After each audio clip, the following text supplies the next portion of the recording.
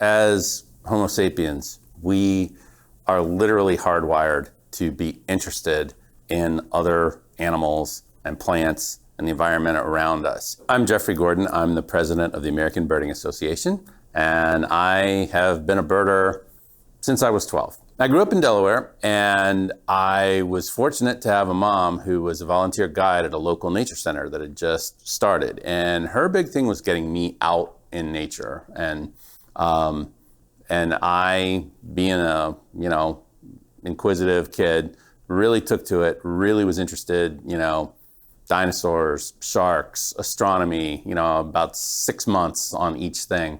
And kind of oddly, not so much birds. They kind of seemed small and flitty and confusing. But when I was 12, I guess I had gotten old enough to deal with the distance and everything else. And that's when I really got bit with the birding bug. And I'm still interested in all that other stuff, but birds have just been the one group of organisms that have really resonated with me. So I was out on a club field trip.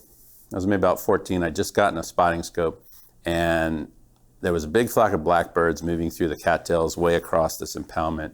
And I said to the group, I'm gonna look for a yellow-headed blackbird, which is a very rare bird on the East Coast. It's more typical of the Rocky Mountains and the western part of the continent. And like the second or third bird I saw was this beautiful male yellow-headed blackbird. I was like, I got one. And, all these adults were just like, and they came and they looked through my scope and they're like, yes, it is one. And that wasn't the only time this happened, but it maybe was the most dramatic time. That feeling of, here I am, I'm 14 years old, and I'm with all these adults. And not only, are they kind of taking me seriously, but I'm actually contributing to this collective enterprise. And that, I think, more than anything, was what cemented the course of my life. Birding is something that, without necessarily intending to, it just became this kind of touchstone in my life. And, at some point I realized that I was on the train.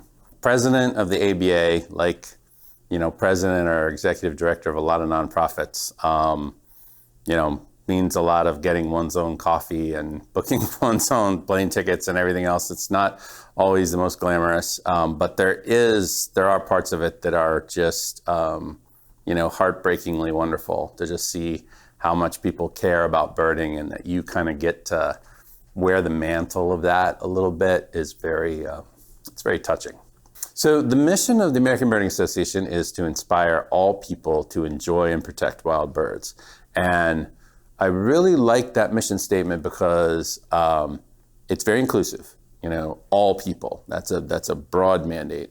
And enjoy and protect. So we have this kind of recreational aesthetic enjoyment, listing competitions, chasing rarities, all that kind of thing, and protect, conservation, leaving a legacy for the future, making sure that things are better than we found them.